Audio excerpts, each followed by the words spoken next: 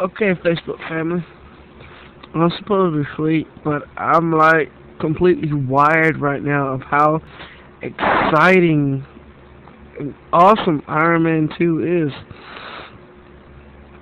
So I'm going to upload a response video or a reaction video or a review. Excuse me. There we go. There we go. Let's use that. A review video of what I watched earlier. Now, granted, this is a sequel, and there's always the sequel curse. You know, the sequel slump, or whatever you want to call it. Everyone always got that, oh, the sequel is not better as good as the first, or, you know, I don't like the sequel because they didn't do this, and, you know, they completely didn't go in order with this. But you know what? This Iron Man, this Iron Man completely blows all the sequel slumps, sequel curses out the water. I mean, come on, this movie. I've heard some of that the critics didn't give this Iron Man even fighting chance, and it hadn't even been released. It says awful, and God knows why, it's not as good as the first. But you know what? I'm sorry. This one was freaking awesome. I was a little, I have to admit, I was a little skeptical because the previews were completely awesome. And when you do something like that with a movie, make the previews look really, really good, sometimes the movie is really, really bad. But this is not the case. Oh, no. I mean, everybody did it. Well, not everybody. There's one character in there I was like, God, please get rid of him. Everybody did phenomenal. Jon Favreau actually is in this film, He directed 2008 and he directed this one. So, and he did a cameo, or actually he had a pretty much a main character, if you want to say, in this one. It's Jon Favreau, and of course Robert Downey Jr., Gwyneth Paltrow, and new to the cast, Scarlett Johansson. Oh my God, was she gorgeous! Oh wow, I'm just blown away. And then you have Mickey Rourke, who plays the antagonist Whiplash. That's his name, Whiplash. I think that's what it was. Yeah, Whiplash. I mean, and then there was another guy, I can't think of his name. He plays Justin Hammer, who's, sort of kind of this arms dealer, if you want to put it like that. And he's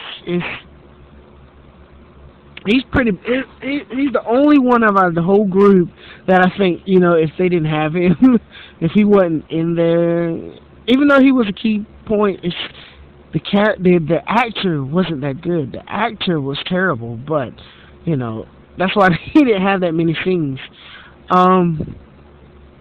What else can I say? Gwyneth Paltrow was awesome. Who else was in this? I think that's it. Yeah, I think that's it. All the standout ones. Oh, there is that. Oh, what am I talking about? Is that everybody? Oh no! Oh no! Colonel Nick Fury, who was introduced in the last Iron Man as and the actor was portrayed by the one and only Samuel L. Jackson. Oh, he actually, puts more time in this movie, other than the last one, he appeared at the end of it, talking about the Avenger Initiative.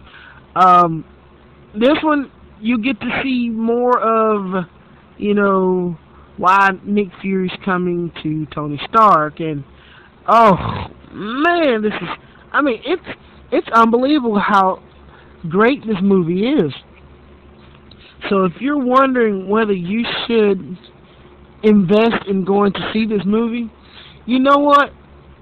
If you hadn't read my Facebook quote, 2 thumbs way, way, way up. You want me to give you a star rating? Let's see. 1 out of 10 stars, I give it a freaking 15. It's just that damn good. Ooh, I'm sorry. You know, I try not to cuss, but that I had to make a point. Um, Jon Favreau, get down. My cat is climbing on top of my fan. Jon Favreau must have heard the voice of his people, and they wanted more action, more skin, more blood. Well, you didn't get to see blood, but more gore. It was phenomenal. I was just sitting there on the edge saying, yes, yes, yes. And you know what? He left out War Machine.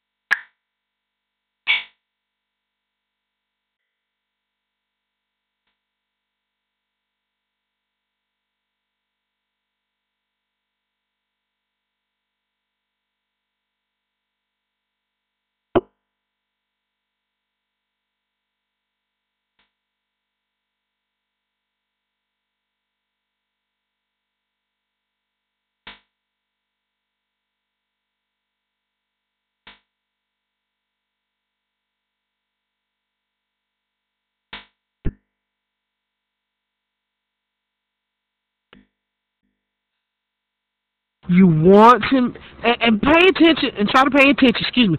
I wanted to say, you know, try to make that the end, but make sure you pay attention to some of the details, because they're hinting some stuff. They're hinting some stuff, and I'll tell you at 8 minutes. They're hinting some stuff, whether to what's coming up soon. So stay to the final end, so you'll find out what's going on, because you'll find out that, you know, a lot of stuff is happening, a lot of things are getting together, they're putting things together, and all of a sudden something's happened, and, you know, at the end of the thing, there's, you know, some significant, I'm going to put it like this, some significant weapon. Okay? It's a weapon. When you look at it, you and I hate to spoil it like this, but you know what? I don't care. There's a significant weapon. If you look at it, you're not going to recognize it. But once that ending scene ends and it goes black, you're going to recognize what it was. And you're going to like, oh my god, oh my god, oh my god, you know. So make sure you watch it. Make sure, okay. Make sure you stay tuned. It's Ironman is the movie of the year. You know what? It's beating everything that I've seen so far. It blows for Nightmare on Elm Street out the water. So if you want to go see, there's number 1 and number 2. You see Iron Man first, and then you go see Nightmare on Elm Street. All right, guys. Good night. I need to go to bed. Oh my.